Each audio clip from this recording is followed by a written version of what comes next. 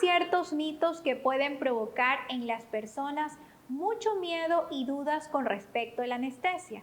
Y a pesar de ser uno de los procedimientos que evita o controla el dolor mientras se realiza una intervención quirúrgica, el paciente no puede dejar de sentir temor y preocupación. Bienvenidos a nuestro webinar gratuito. Soy Cintia Macías, representante de MEDEC, compañía de medicina prepagada con 24 años de experiencia que tiene como compromiso brindar recomendaciones de salud y promover la prevención de enfermedades. Saludamos a todas las personas que ya se están conectando en nuestra página de Facebook. Les recordamos dejar sus nombres y correo electrónico durante la transmisión para que puedan recibir su certificado de asistencia virtual.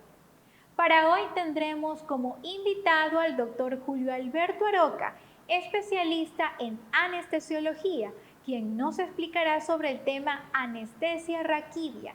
Pero antes, conozcamos de su trayectoria profesional. Doctor en Medicina y Cirugía en la Universidad de Guayaquil. Especialización en anestesiología otorgado por el Colegio de Médicos del Guayas y la Universidad de Guayaquil. Obtuvo una certificación en anestesiología otorgada por la Sociedad Ecuatoriana de Anestesiología. Fue médico del Hospital Ginecobstétrico Enrique Sotomayor, Hospital de Niños Alejandro Mann, Hospital Dr. Francisco de Icaza Bustamante, de la Sociedad Ecuatoriana Pro Rehabilitación de los Lisiados CERLI y de Medited Medicina Tecnificada. Fue coautor del libro Temas prácticos en anestesia y medicina perioperatoria y colaborador en el libro Anestesia ambulatoria del Servicio de Anestesiología del Hospital Metropolitano. Ha sido conferencista y asistente en congresos nacionales e internacionales. Actualmente es parte del staff médico del Hospital Alcíbar. Es accionista y prestador de MEDEC. Si está por entrar al quirófano, es importante que no tenga miedo. Más bien debe saber sobre este procedimiento muy seguro, el cual es llevado a cabo por profesionales médicos calificados. Es por ello que de la mano del doctor Julio Alberto Federico Aroca conoceremos más sobre la definición, características y efectos de la anestesia raquídea. Bienvenido, doctor, a nuestro webinar. Bueno, muchas gracias. Agradezco a MEDEC por la invitación que me ha dado a participar en su webinar de MEDEC. El tema a tratar el día de hoy es un tema muy interesante para la comunidad y nosotros los anestesiólogos, ¿no? El propósito de esta presentación es solo informativo para personas de comunidad que en el futuro vayan a requerir anestesia raquídea, ¿no? Vamos a omitir los términos médicos para mayor comprensión por parte de la comunidad en esta presentación. La presentación de este tema no pretende ser didáctico ni de enseñanza alguna, solamente informativa. Bien, ¿en qué consiste la anestesia raquídea? La anestesia raquídea consiste en inyectar por medio del conducto vertebral, después de su espacio subaracnoideo, un medicamento anestésico local que va a insensibilizar los nervios de la mitad inferior del cuerpo. La anestesia es utilizada para bloquear la sensación dolorosa y sensitiva y motora asociada al procedimiento quirúrgico y médico. Este procedimiento anestésico muy usado en todo el mundo, tiene muchas ventajas y entre esas ventajas es que no afecta la conciencia de la persona. El paciente se va a mantener despierto durante todo el acto quirúrgico. Es verdad, no todas las personas se comportan de la misma manera, tienen ansiedad, tienen miedo, que es muy normal, muy lógico, y para eso su anestesiólogo tiene drogas adicionales para disminuir esa ansiedad. Por nombrar algunas, tenemos el midazolam, fentanilo, propofol, que de acuerdo a las consideraciones suyas y que su anestésico y su anestesiólogo vea las consideraciones de usarlas o no. Tenemos que tener, las personas, la comunidad, tiene que tener un conocimiento general de su columna vertebral, que es donde el anestesiólogo va a trabajar. Pensando, tenemos 7 vértebras cervicales, 12 torácicas, 5 lumbares, 5 sacras y el coxis.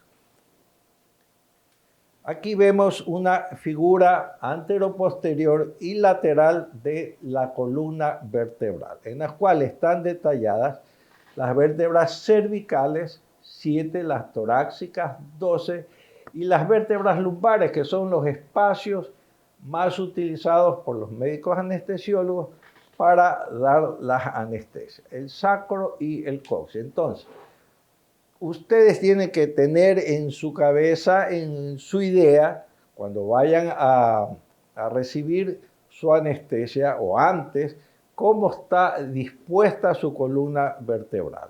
Y esa es la manera en que la tenemos todos nosotros, con excepción de algunas anormalidades que existen con algunos pacientes. Estas son unas referencias anatómicas que tenemos los anestesiólogos para tomar en cuenta, viendo la estructura de la espalda del paciente, que la C7 sobresale de la nuca, el D3 está a nivel de la espina del omóplato, T7 a nivel de la punta del omóplato, L4 a nivel de nuestras espinas ilíacas, que son estas de aquí, ¿ya? No están aquí, y L5, que es la fosita lumbar. Nuevamente, para que tengan idea de cómo está dispuesta las curvaturas de su columna vertebral. La tengan bien en mente, bien en claro. Bien, ¿qué drogas utilizamos? Como lo dije al comienzo, utilizamos anestésicos locales que producen un bloqueo reversible. Quiere decir que después de cierto tiempo usted va a recuperar su sensibilidad y va a poder mover sus extremidades inferiores. Las drogas más comúnmente usadas son la lidocaína al 2%, que tiene una duración entre 60 a 70 minutos y un inicio de 2 a 5 minutos. La bupivacaína al 0,75%, que tiene una duración más larga, que está entre 90 y 110 minutos, teniendo un inicio un poco más largo, entre 5, 8 y a veces hasta 15 minutos. Tenemos drogas adicionales que podemos utilizar con los anestésicos locales para prolongar la analgesia y el tiempo de anestesia, cuáles son la morfina, el fentanilo y la epinefrina. Por eso la lidocaína, que usualmente es de 60 minutos, un poco más, la podemos extender utilizando las drogas adicionales aquí presentes, ¿no? Aquí una figura dice, le voy a colocar anestesia local, pues obviamente la desconfianza dice, yo prefiero una importada. Bien, las técnicas de bloqueo. Las técnicas de bloqueo son 3. La posición sentada de cúbito lateral, sea izquierdo o derecho, dependiendo de las necesidades de usted y de cómo requiera su anestesiólogo hacerlo, y de cúbito prono, que quiere decir boca abajo. Entonces aquí tenemos una figura de la parte lumbar en la cual tenemos L3 y L4 aquí, y cómo introducimos la aguja. Tenemos aquí 2 agujas para determinar, una es la anestesia epidural, las 2 son en la espalda, la anestesia epidural y la raquidia, pero en distintos espacios. Y aquí nos está dando una imagen en qué espacio, que vamos a hablarlo más adelante, se administra la anestesia epidural, o sea, antes de atravesar la dura, y la anestesia espinal, que se coloca después de atravesar la dura madre. Bien, tenemos las tres posiciones del paciente, que dependiendo de su procedimiento, su contextura física, el anestesiólogo va a pedirle a usted que esté en posición sentada o en decúbito lateral izquierda o derecho. Cuando usted va a estar en posición sentada, va a tener las piernas flexionadas sobre su pecho, su mentón sobre su barbilla, hombros caídos, como está aquí en la figura. Le pueden colocar un banquito sobre sus pies para ayudar a levantar las piernas. Y lo importante es que en la parte lumbar nuestras espinas vertebrales se abran y obtener el espacio para que su anestesiólogo introduzca su aguja. En la posición de cúbito lateral, como habíamos explicado anteriormente, tenemos la referencia de las espinas ilíacas, en la cual nos da una idea que nos encontramos en el espacio lumbar 4, que es uno de los espacios L2, L3, L3, L4, que más comúnmente utilizamos para dar esta anestesia. La posición boca abajo o prono la utilizamos no siempre, sino en ciertos procedimientos especiales. Nuevamente, la imagen de cómo se ve usted, paciente, hombre o mujer, en la posición de cúbito lateral, ¿ya? Y en la posición sentada. Siempre trazamos esta línea imaginaria nosotros con nuestras manos, examinamos su espalda, las espinas ilíacas y el espacio para ubicarnos donde vamos a hacer el bloqueo, ¿no? ¿Verdad?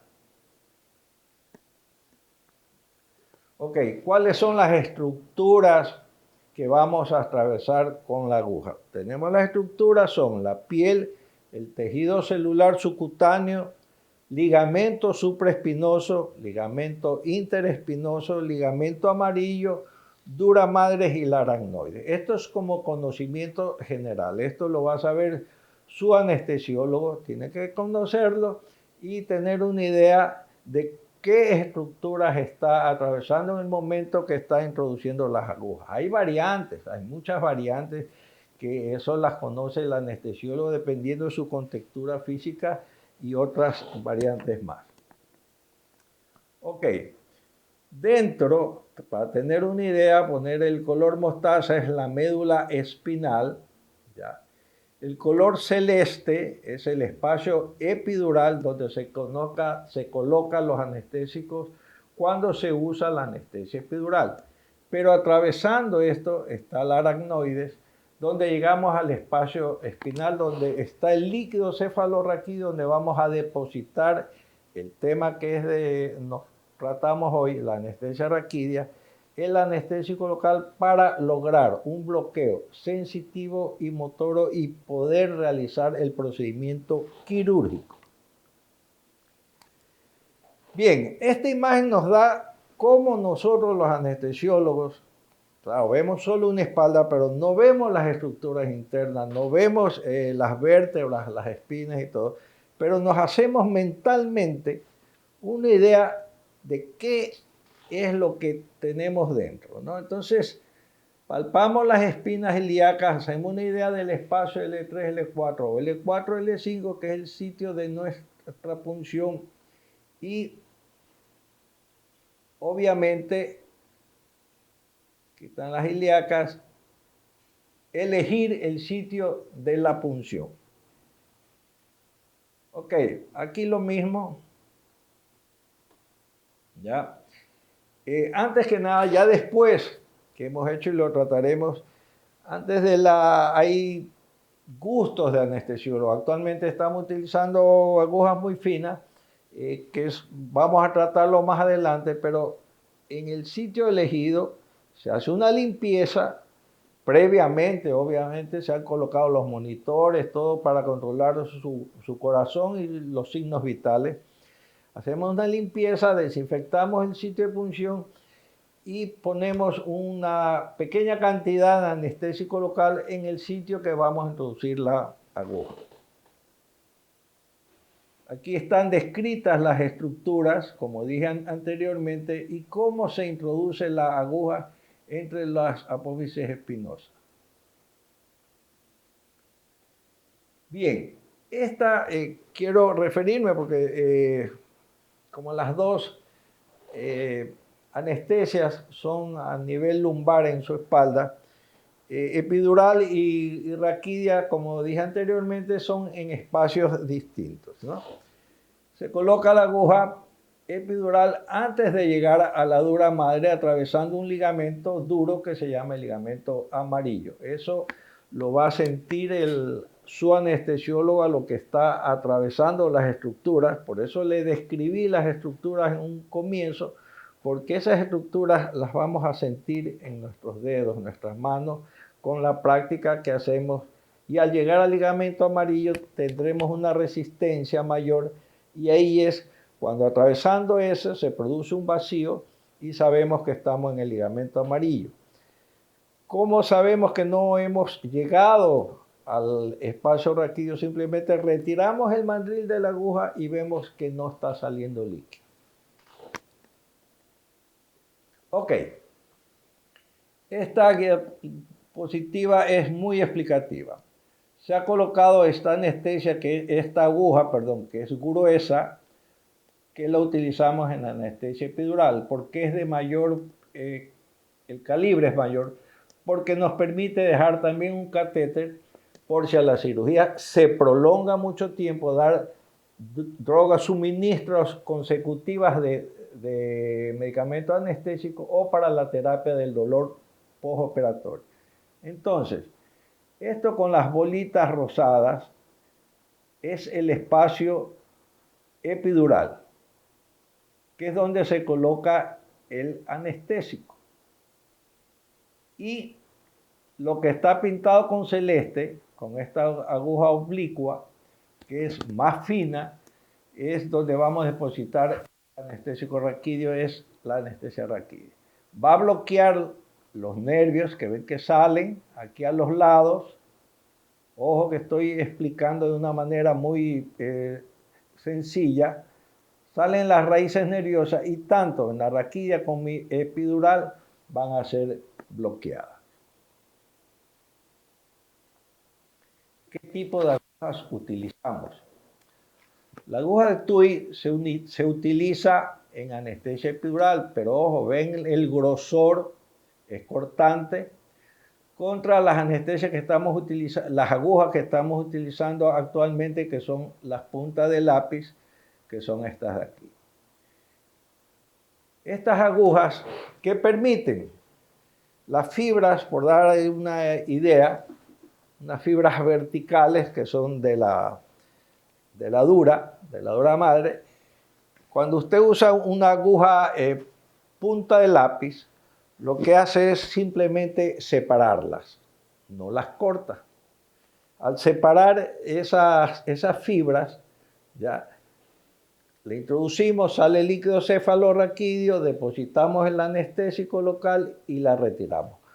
La perforación es mínima y con eso vamos a disminuir una de las complicaciones importantes que puede ocurrir, que es la cefalea postpunción.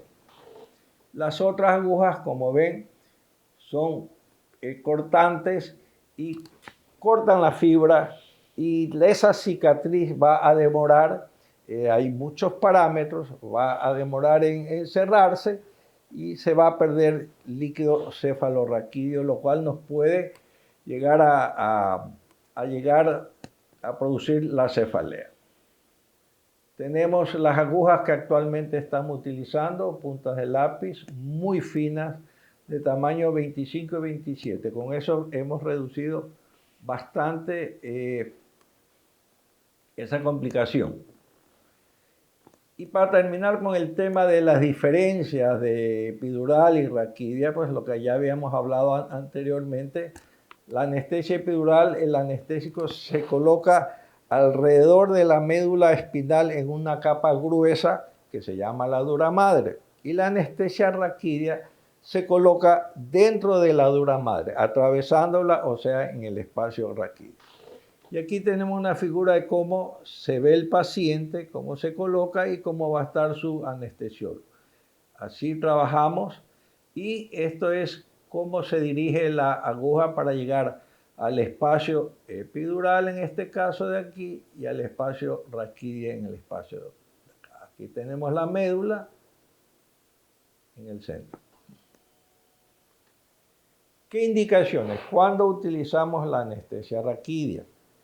Tenemos muchas cirugías como las perineales urológicas bajas, cirugías endoscópicas de vías urinarias, miembros inferiores, ortopedia, traumatología, obstétricas, varices y cualquier cirugía que sea de la mitad del abdomen hacia abajo, por así decirlo, ¿no? Apéndice, anteriormente se operaba hasta vesículas con anestesia raquídea, pero ahora con el advenimiento de la laparoscopía es necesario dormir al paciente. Bueno, este es el tema más interesante que a ustedes les interesa. ¿Qué ocurre? ¿Cuáles son las causas de la falla de una anestesia raquídea? La primera y la mayor es el mal posicionamiento del paciente. Por eso es muy importante que el paciente entre tranquilo a la anestesia, escuche a su anestesiólogo cómo tiene que colocarse y no moverse en el momento que se realiza la punción. Cuando se mueve el paciente, como la aguja para la raquídea es muy fina, puede desviarse y crear una falla en la técnica. La mala inserción de aguja puede estar debida a alteraciones anatómicas. La obesidad obviamente nos complica un poco la técnica, nos las hace un poco más difícil, pero no quiere decir con esto que no la podamos hacer. Una dosis inadecuada del anestésico local puede darnos una falla en la raquídea cuando por A o B motivo pues, se calculó mal la dosis o se extendió el tiempo quirúrgico, y el cual nos dio que tenemos que dormir al paciente porque la dosis fue inadecuada. La inactivación de la solución anestésica me ha pasado algunas veces que la técnica precisa, bien realizada, hecha con todos los controles, colocamos el anestésico y definitivamente no cogió la anestesia. La única causa que pensamos en eso, revisando, es la inactivación de la solución anestésica que está descrita y la inyección en el sitio equivocado. Los efectos secundarios inmediatos después de un bloqueo raquídeo tenemos la baja de presión, la bradicardia y la falta de respiración. La hipotensión está dada más que nada en pacientes de cesárea, a pesar que se usa más la epidural, pero con el advenimiento de estas agujas más finas también se la usa en cesárea. Esta hipotensión tiene variables las causas, no las voy a describir porque es solamente informativo, pero su anestesiólogo está preparado para llegarlas a evitar o controlar en el momento de que se den. La hipotensión viene acá junta con la baja de su frecuencia en el corazón, la cual puede llegarle a causar un poco de mareo, náusea, pero eso se corrige, ¿no? La falta de respiración tiene dos causas. La una es su ansiedad y la otra es que el bloqueo se fue un poco más arriba de donde debería estar. No vamos a hablar de las metámeras ni los niveles porque eso es técnico para nosotros los anestesiólogos, pero para conocimiento general de ustedes, estas son los motivos de la falta de respiración. Complicaciones. ¿Qué complicaciones nos puede acarrear una anestesia raquídea? La primera es las cefaleas, las parestesias, el síndrome neurotóxico de cola de caballo, un hematoma o absceso epidural y una lumbalgia, un dolor en su parte lumbar. La más molestosa y frecuente es la cefalea. Cuando uno da la anestesia raquídea en la dura, la perfora y se pierde el líquido cefalorraquídeo que vemos aquí circulando, ya desde su cabeza a través de la columna, envolviendo la médula espinal. ¿Ok? Tenemos la ruta y está circulando de arriba abajo, de arriba abajo, de arriba abajo. Y si usted perfora y eso no se cierra, tenemos una pérdida de ese líquido. Y ese líquido es esa pérdida de ese líquido es la que nos va a acarrear los dolores de cabeza. Entonces, aquí tenemos el cerebro rodeado de líquido cefalorraquídeo. Tenemos el cerebro aquí, la meninge acá y el líquido aquí nadando el cerebro. Al perderse el líquido, se asienta su cerebro sobre los nervios de la meninge y da un dolor de cabeza intenso. El tratamiento inmediato es acostarse sin almohada, el cual hace que el cerebro se separe de los sitios que está llegando a comprimir que le causa el dolor de cabeza. Obviamente, para el paciente con dolores muy intensos, esto es muy molestoso, se asusta y piensa que le está pasando algo muy malo y que no se va a poder recuperar. Todo esto es reversible, dependiendo del tamaño de la aguja, de la edad del paciente. Mientras más jóvenes las posibilidades con una aguja más gruesa de que tenga la cefalea es mayor. Si el paciente tiene más edad, las posibilidades de cefalea disminuyen. En los pacientes obesos disminuimos en un 45% la incidencia de cefalea postpunción, bloqueando en decúbito lateral. Ok, esto es lo que ocurre en la dura madre luego de la punción. Tenemos una punción con aguja cortante y una punción con aguja punta de lápiz. Podemos ver la cicatriz o el agujero que deja la aguja cortante y el agujero que nos deja la aguja punta de lápiz.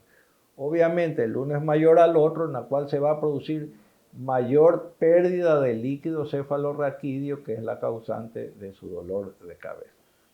Entonces, utilizando las agujas punta de lápiz, en las cuales la abertura no se encuentra en la punta, sino hacia los lados, abriendo, como dije anteriormente, la dura sin perforarla mucho, como vemos aquí en esta figura, nos disminuye sustancialmente la frecuencia de dolores de cabeza postpunción. Que dije, como dije anteriormente, dependiendo de la aguja puede durar muchos días o pocos días. ¿Cuáles son las indicaciones en esto? El paciente tiene que permanecer algunos días, 3, 4, 5 días, acostado, levantándose solamente para lo necesario. Se le administra líquido, se le dice que tome mucho líquido, cafeína y analgésico. Si esto no se resuelve en 3 a 5 días y el paciente tiene que volver a su actividad de trabajo, se recurre a lo que se llama el parche raquídeo, que consiste en sacar unos 15 o 20 ml de su sangre y volver a hacer un bloqueo y colocarlo en el espacio epidural para sellar este agujero. Usted coloca la sangre, se coagula y hace un sello. Como el hueco en un radiador que ponemos la apóxica rally y se selló el hueco por donde está escapando el agua del radiador. Más o menos lo mismo. Y la recuperación es casi inmediata. Las contraindicaciones para una anestesia raquídea es que el paciente no lo quiera. Si usted no quiere, no doctor, no me ponga raquidia, no quiero raquidia, a pesar que yo trate de convencerla, si no la convenzo, pues no le doy anestesia raquídea. La infección en el sitio de la punción, si tenemos en el sitio que vamos a introducir la aguja algún tipo de lección, hongo, cualquier otra de esas, o vecina a esta, no podemos hacer la punción ahí porque corremos el riesgo de llevar esa infección hacia adentro. Hipovolemia, cuando un paciente está deshidratado, obviamente si lo vamos a bloquear, un paciente deshidratado se nos va a caer la presión sustancialmente.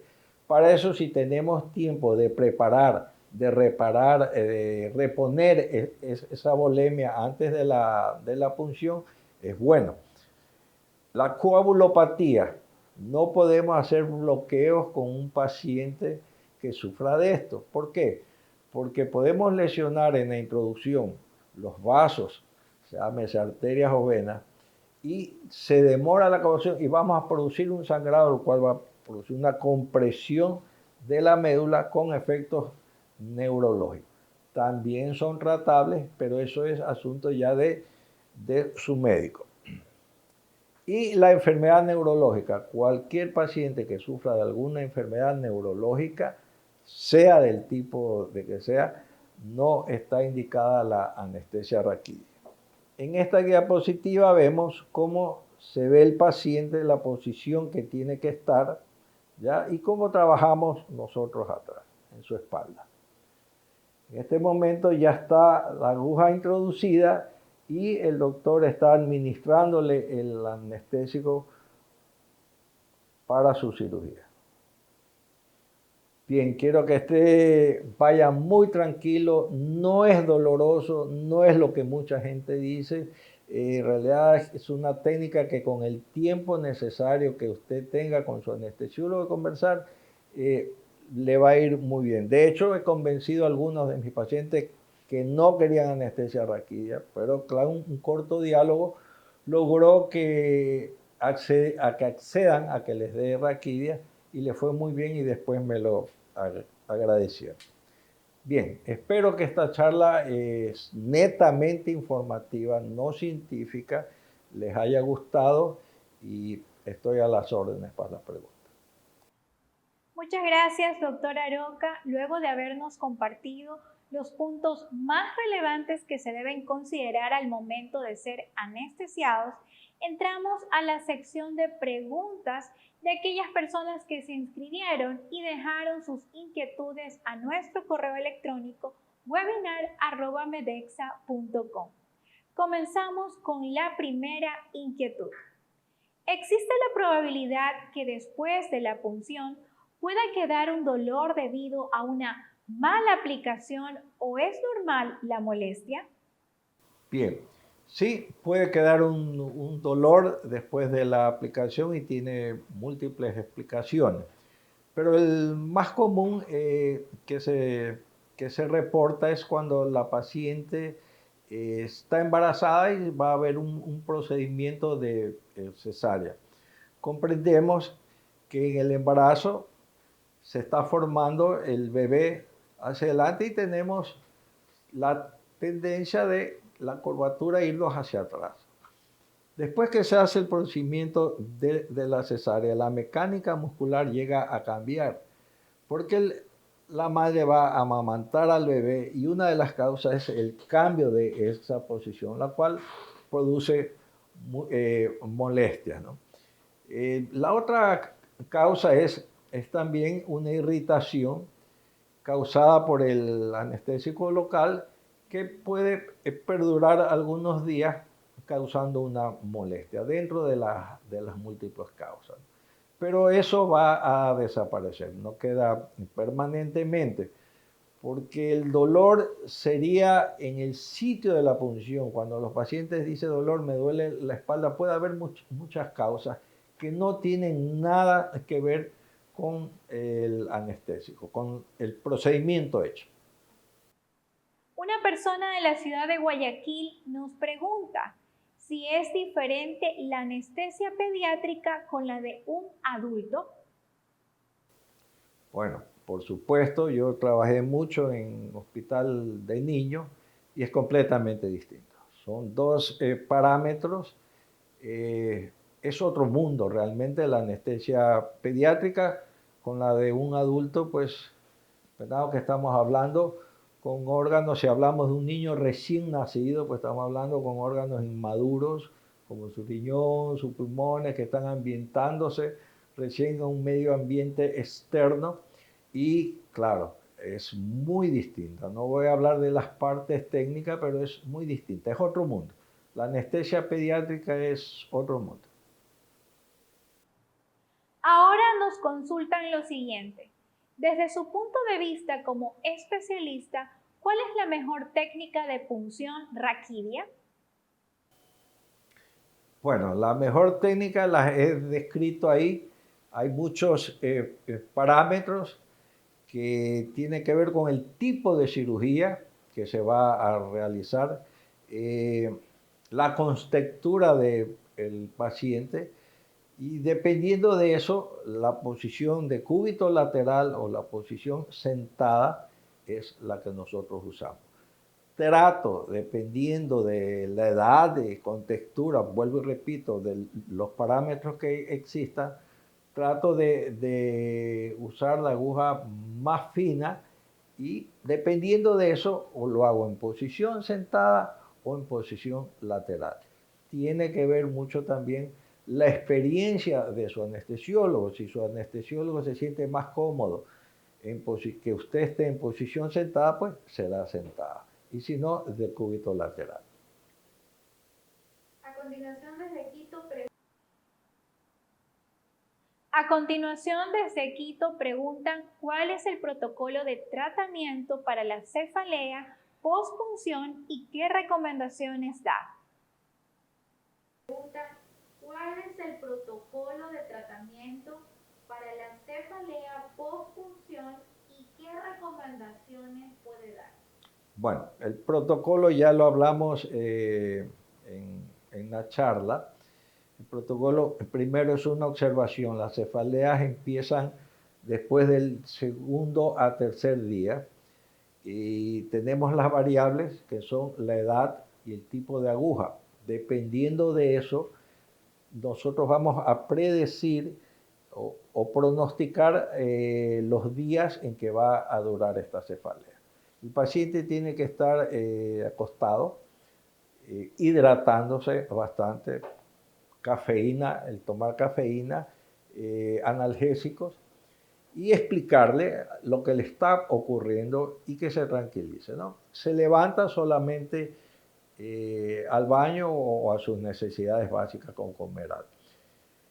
Si la cefalea es muy intensa y dura más de 5 o 7 días, particularmente después de un diálogo con el paciente, recurro al parche hemático explicado anteriormente, que consiste en las 15 a 20 centímetros sacar de la sangre del paciente, es autólogo, se realiza un nuevo bloqueo, se coloca esa sangre en el espacio epidural, no raquídeo, epidural, y eso va a formar un sello en el sitio donde se perforó, lo cual evita que salga el líquido cefalorraquídeo, y va a haber una mejoría casi inmediata del paciente. Los protocolos son individuales dependiendo de la edad del paciente, el tipo de trabajo, si tiene que volver al trabajo inmediatamente, y de otros factores que eso ya son de asunto médico.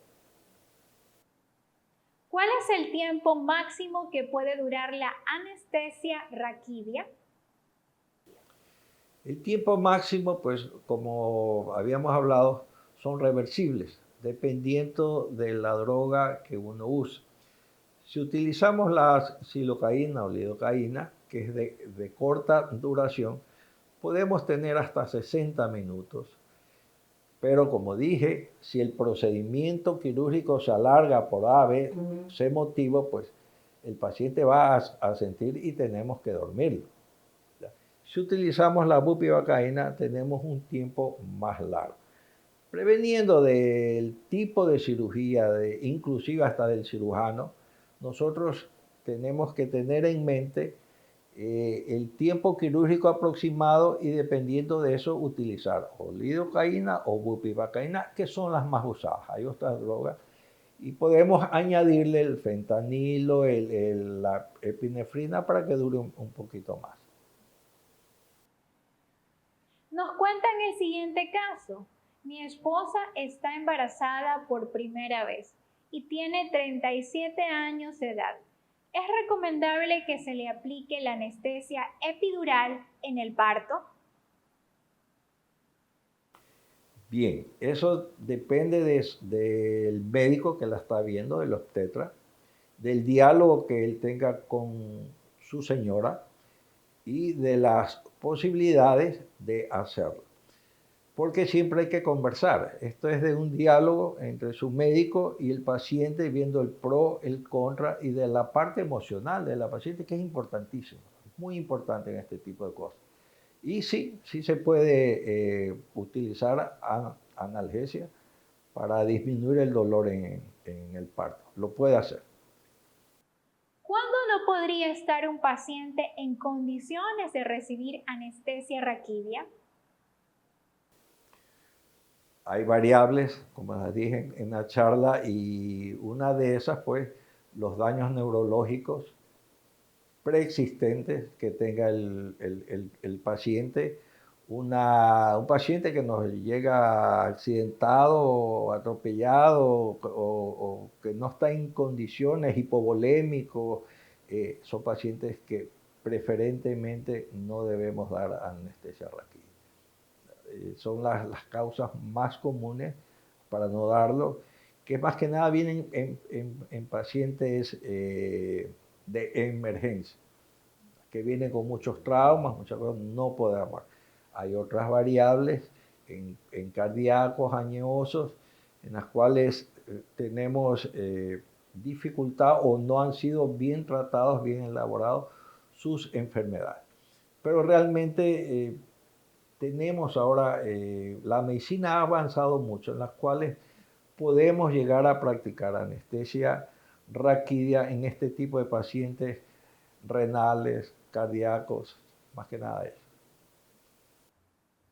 Agradecemos a todas las personas que nos dejaron sus inquietudes y también a nuestro accionista, el doctor Julio Alberto Federico Aroca, anestesiólogo, quien nos dará las últimas recomendaciones médicas que debemos de considerar antes de realizarse una cirugía. Bien, las recomendaciones que les doy y la más importante, un poco difícil actualmente, pero es que exista un diálogo anterior a su procedimiento quirúrgico con su anestesiólogo. Que usted tenga las preguntas que desea hacerle y el anestesiólogo se las vaya contestando para mayor tranquilidad de usted.